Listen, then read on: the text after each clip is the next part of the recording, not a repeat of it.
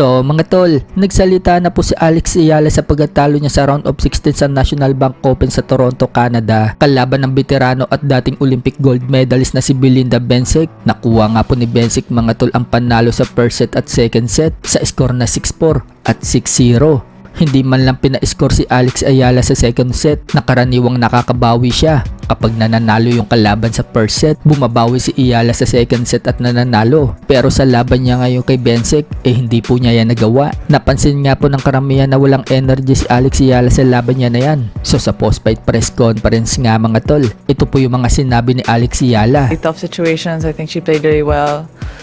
Wasn't able to kind of get myself out and out of a certain mood. So yeah, it's always tough, of course, after a loss, but like I said, I'm looking back at these past maybe 2 weeks as a really big positive. I think I've played really well. I've gotten through so many obstacles. Of course, right now there's that initial kind of just a little tired and down from the match. Nagpapasalamat din si Alex Ayala sa mga Pilipino fans na sumuporta sa kanya, na palaging nagdadasal, sumusuporta, nagpupuyat, kaya tuloy-tuloy pa rin umano siya magtatrabaho. Magpapahinga lang muna daw siya ng 2 araw bago bumiyahe patungo sa Cincinnati para sa kanyang susunod na tournament. Bukod sa pagpapahinga, may iba pa daw siyang kailangan na gawin.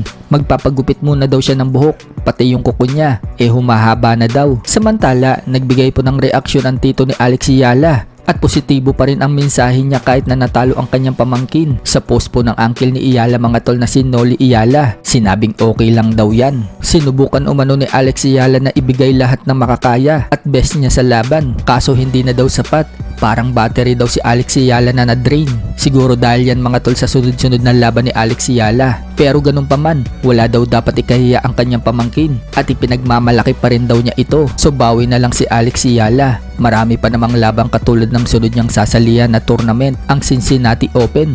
Tapos nandiyan pa ang US Open, Big Ligas. Kaya good luck kay Alex Ayala. Sa kabilang banda naman mga tol, sinagot po ni former 3 Division World Champion General Casimero ang isang post sa FB na sinabi daw ni Naoya Inoue na hindi daw ito takot kay Casimero. Wala daw mapapala si Inoue sa kanya. Isa pa, tsamba lang daw ang panalo ni Casimero kay Nery. Dahil overweight daw itong Meksikano. So hindi natin alam mga tol kung talaga bang sinabi yan ni Inoue. Gayunpaman, sinagot po yan ni Casimero. At sinabing, "Hay nako Turtle, sa mga nakabakbakan mo, sino ang may mapapala ka sa kanila? Ang dami mong palusot. Kung ako makalaban mo, luluwa talaga yung mata mo." Pati nga po kapatid ni Naoya Inoue na si Takuma Inoue, gusto na ding tapusin ni Casimero. Dagdag po kasi ni Casimero sa comment section, "Isama mo na sa pag-akyat ang kapatid mo kasi kung nandito yan sa 122, yan ang mababalibag ko." So sa ngayon mga tol, nag-i-enjoy po si Casimero sa Pangasinan kasama ang kanyang GF. Bebe time muna si Casimero dahil malayo-layo pa ang kanyang laban. Sa December pa po kasi ang pagbabalik niya sa ring.